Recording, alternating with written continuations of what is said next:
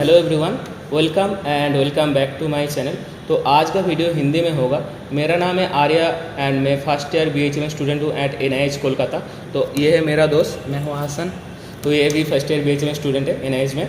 तो आज हम लोग इस वीडियो में AACCC जो आयुष का ऑल इंडिया काउंसिलिंग है उसके लिए ऑनलाइन रजिस्ट्रेशन के लिए क्या क्या डॉक्यूमेंट्स चाहिए और NIH में एडमिशन के लिए क्या क्या डॉक्यूमेंट्स चाहिए उस बारे में डिस्कशन करेंगे। और NIH का जो कट ऑफ मतलब पिछले साल जो NIH का कट ऑफ गया था उसके बारे में डिस्कस करेंगे। तो ये वीडियो देखते रहो। तो वीडियो स्टार्ट करते हैं। AACCC में जो ऑनलाइन रजिस्ट्रेशन करने के लिए जो जो डॉक्यूमेंट्स लगेगा वो तुमको बता रहा हूँ मैं। उसका है क्लास 10 का मार्कशीट, क्लास 12 का मार्कशीट और क्लास 10 का एडमिट कार्ड, क्लास 12 का एडमिट कार्ड, उसके साथ कैटेगरी सर्टिफिकेट जो तुम लोगों का कैटेगरी SC हो, ST हो, OBC जो भी हो, OBC NCL लगेगा, ये याद रखना, जो 1 अप्रैल 2025 के बाद मतलब लागू किया हो।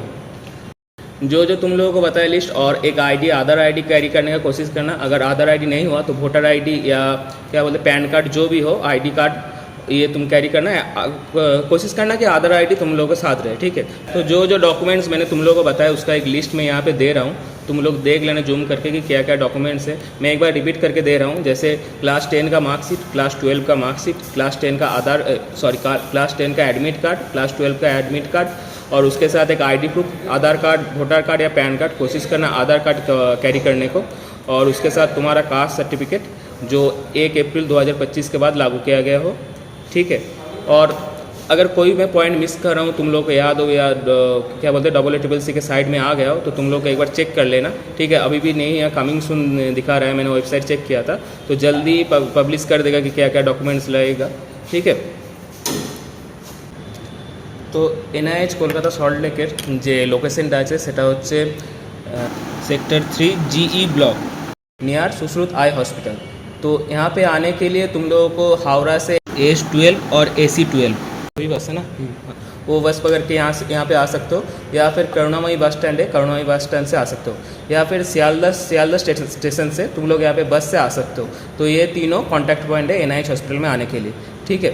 और प्राइवेट कार से तुम लोग आ सकते हो, ये लोग तुम लोगों का चॉइस है, ठीक है। तो और क्या क्या डॉक्यूमेंट्स लगेगा NIH में एडमिशन लेने के लिए वो तुम लोगों को बता रहा हूँ। तो अभी NIH 2025 बैच के लिए जो प्रोस्पेक्टस है वो अभी जारी नहीं किया है। तो हम लोगों का जो प्रोस्पेक्टस था 2024 के लिए, तो वो बता रहे हो तुम लोगों को। तो उसी के आसपास रहेगा लगभग, कुछ एडमिशन फीस शायद चेंज हो सकता है कि वही रह सकता है, ठीक है। लगभग बाकी सब जो प्रोस्पेक्टस है, मतलब जो डॉक्यूमेंट्स रहेगा बाकी सब सेम है, ठीक है। तो बता रहे तुम लोग क्या क्या लगेगा। तो जैसे कि हमारे प्रोस्पेक्टस में पहला जो एनेक्सचर है उसमें है एप्लीकेशन फॉर्म। तो एप्लीकेशन फॉर्म में क्या क्या है बता।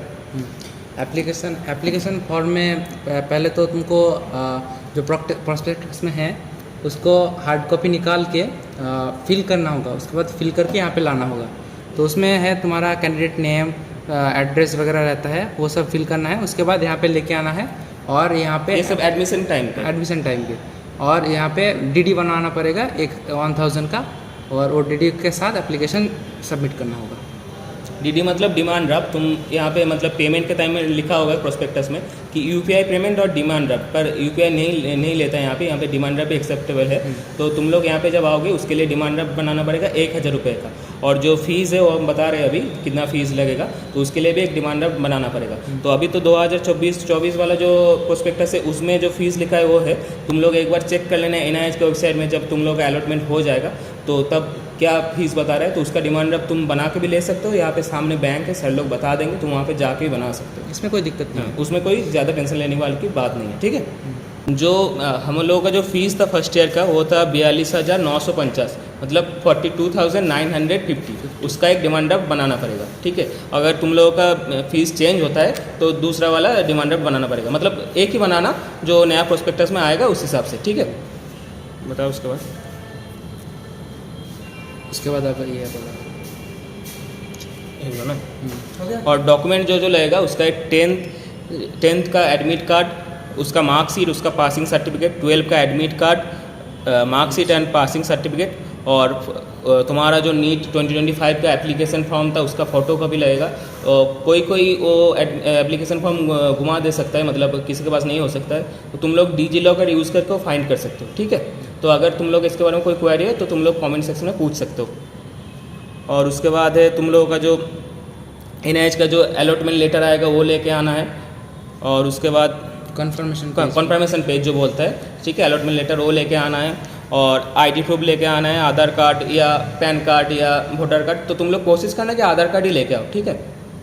और उसके बाद caste certificate, SC ST EWS जो भी हो उसका कास्ट सर्टिफिकेट लेके आना। ठीक है, जैसे कि नीट 2025 का बुलेटिन में लिखा है उस हिसाब से।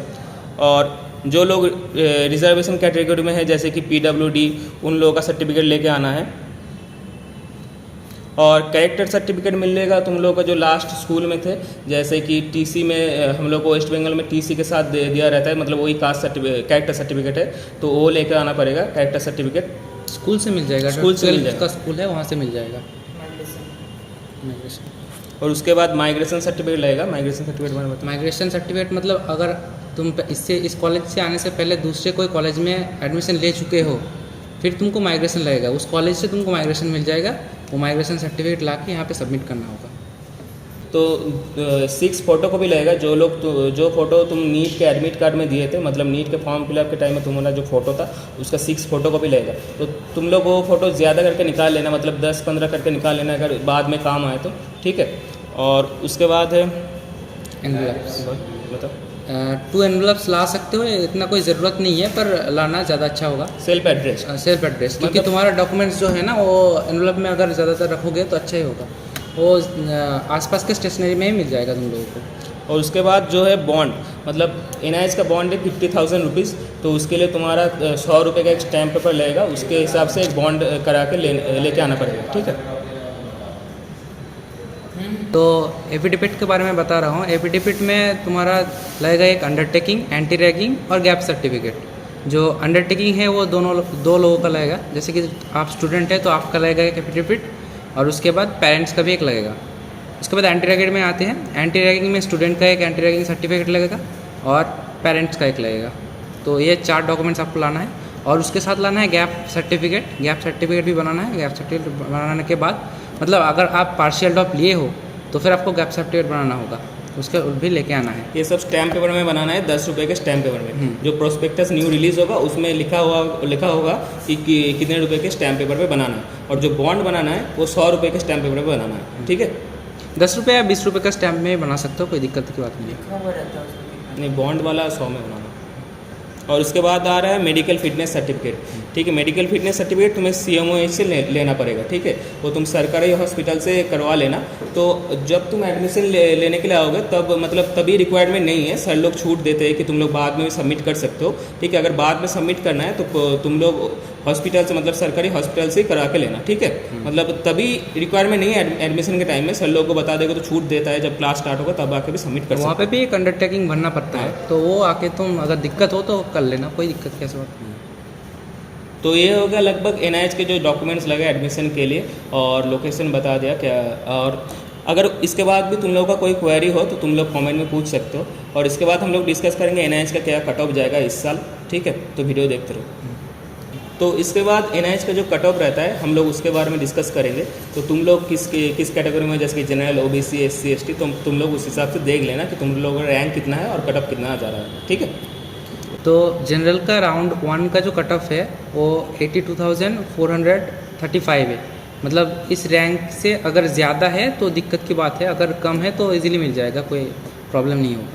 उसके बाद अगर OBC कैटेगरी में आप आते हैं तो उसमें है 1,77,545, रैंक से नीचे होगा।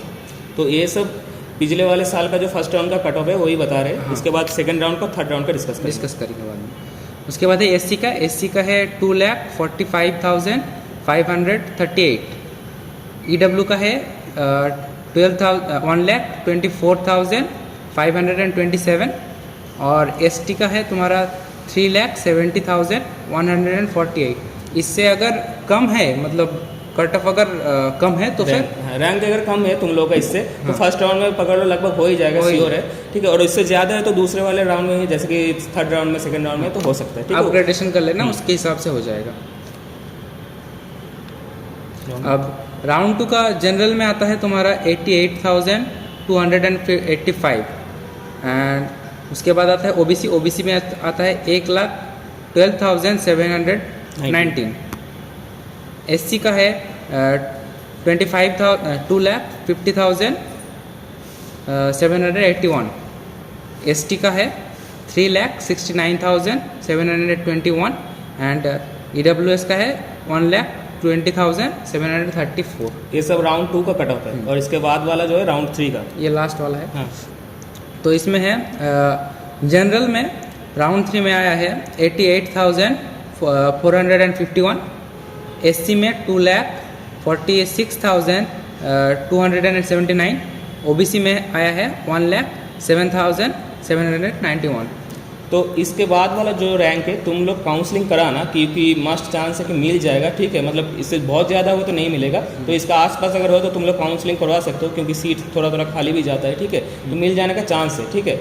और मतलब लास्ट राउंड तक तुम जा सकते हो। तुम लोग लास्ट राउंड तक देखना कि कॉलेज मिल जाएगा कि नहीं, पर इससे अगर आसपास रहेगा रैंक तो मिल जाएगा, श्योर मिल जाएगा। मतलब काउंसलिंग करवा के ही आना, ठीक है। तो उसके बाद वाला जो है बॉयज़ हॉस्टल और गर्ल्स हॉस्टल। तो गर्ल्स हॉस्टल बहुत पहले से बना हुआ था, अभी तो रेडी है। हाँ, अभी न्यू बॉयज़ हॉस्टल कुछ दिन पहले इनॉग्रेशन हुआ है। अभी हम लोग का भी अलॉटमेंट नहीं हुआ, मतलब जो हम लोग का भैया है सीनियर से, उन लोगों का भी अलॉटमेंट नहीं हुआ है। सब लोगों का एक साथ ही होगा, मतलब जल्दी हो जाएगा। तो बॉयज़ का तो मतलब मिल जाएगा कॉलेज, क्या बोलते हैं, हॉस्टल। हाँ, बॉयज़ का तो हॉस्टल मिल जाएगा आने के बाद। हो सकता है कि कुछ दिन वेट करना पड़े, पर मिल जाएगा। जो नए आ रहे हैं उन लोगों को 2-3 महीना वेट करना पड़ सकता है, ज़्यादा से ज़्यादा वेट करना। यहाँ पे कोई दिक्कत नहीं है, बाहर भी रह सकते हो, स्टे कर सकते हो, आसपास से पीजी वगैरह मिल जाएगा, ठीक है। और यहाँ पे मेस का भी मतलब सिस्टम है, पर मेस अगर फर्स्ट ईयर में आओगे तो हॉस्टल अगर अलर्ट हो जाएगा तो मेस चालू हो जाएगा। और गर्ल्स हॉस्टल का भी यहाँ फैसिलिटी है, पर गर्ल्स जब फर्स्ट ईयर में आएगा तो शायद डॉर्म में रहना हो सकता है। तो अगर रूम के हिसाब से देखना पड़ेगा कि खाली है कि नहीं है, पर 2-3 महीने के अंदर मिल जाएगा। तो यही था NIH कॉलेज के बारे में डिस्कशन। तो यहाँ तक वीडियो देखने के लिए थैंक यू। तो अगर कोई हिंदी का सब्सक्राइबर मुझे सब्सक्राइब कर रहे हो तो मेरा बंगाली का चैनल है, तो यही बेहतर है कि तुम लोग नहीं सब्सक्राइब करो। NIH के बारे में इन्फॉर्मेशन जानना चाहते हो तो सब्सक्राइब कर सकते हो। तो अगर NIH के बारे में कुछ इन्फॉर्मेशन होगा तो मैं हिंदी में ही बनाऊंगा वो वाला वीडियो। तो यहाँ तक वीडियो देखने के लिए थैंक यू। नेक्स्ट वीडियो में मिलूंगा तुम लोगों से, और मस्ट कमेंट करना। मैं लिस्ट यहाँ पे दे दूंगा, तुम वो देख लेना क्या है जूम करके, ठीक है। और कोई पॉइंट अगर मैं तो जो डॉक्यूमेंट्स मैंने बताया उसका एक लिस्ट मैं यहाँ पे दे रहा हूँ, तुम लोग देख लेना क्या क्या है। अगर मैं कोई पॉइंट मिस कर रहा हूँ, अरे हाँ, समझ जो डॉक्यूमेंट्स मैंने बताया तुम लोगों को उसका एक लिस्ट मैं यहाँ पे दे रहा हूँ, तुम लोग देख लेना।